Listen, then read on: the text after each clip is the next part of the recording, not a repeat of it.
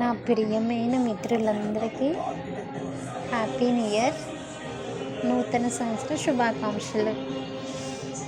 Night 1 వరకు మెలకువతో ఉన్నా, 1 వరకు ముగ్గులు వేయడం, కేక్ కట్ చేయడం,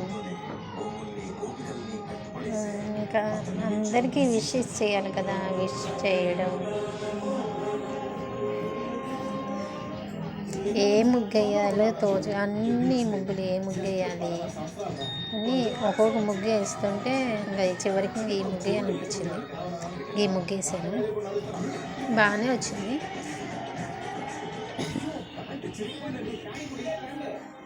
ఉదయాన్నే లేచి పాలు పొంగిచ్చాను.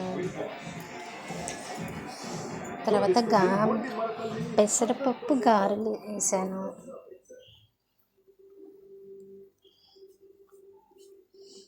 పెసరపప్పుతో పప్పు వండినా కానీ, గారెలు వండుకున్నా కానీ మనకి గ్యాస్ ఉండదు అన్నమాట. గ్యాస్ ప్రాబ్లమ్స్ ఉండవు. సో పెసరపప్పు మనం ఎంతైనా తినవచ్చు.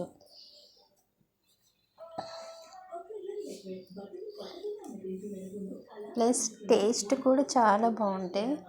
మినప్పప్పు కంటే పెసలతో వేసిన గారెలు చాలా బాగుంటాయి అన్నమాట.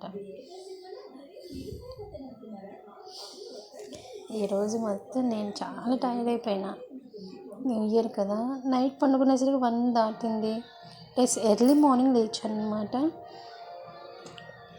ఉదయాన్నే లేచి ఇంట్లో పని అంతా చేసుకుని, ఇల్లు శుభ్రం చేసుకొని, తర్వాత బట్టలు ఉతికేసి, స్నానం చేసి, దేవుడికి పూజ చేసి, దీపారాధన చేసుకొని, నాకు చాలా ఇష్టం. దీపారాధన చేసింది ఫస్ట్ నేను వినాయకుడికి అన్నమాట, గణేశుడికి. సో ఫ్రెండ్స్, అందరికీ నా తరపున happy new year friends. Last year కంటే ఈ ఇయర్ చాలా బెటర్గా ఉండాలన్నమాట.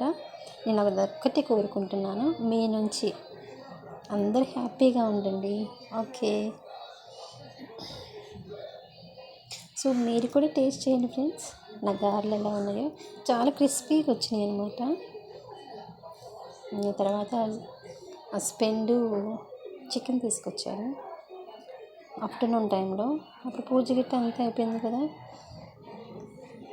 సో కొంచెం కూర వండాను, ప్లస్ గుండెకాయలు కట్టి తీసుకొచ్చారు, అవి ఫ్రై చేశాను.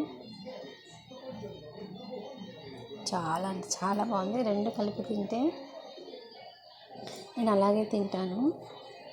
కొంచెం నిమ్మకాయ పిండుకొని తింటే భలే ఉంది ఫ్రై. సో ఫ్రెండ్స్, ఇంకొకసారి నూతన సంవత్సర శుభాకాంక్షలు.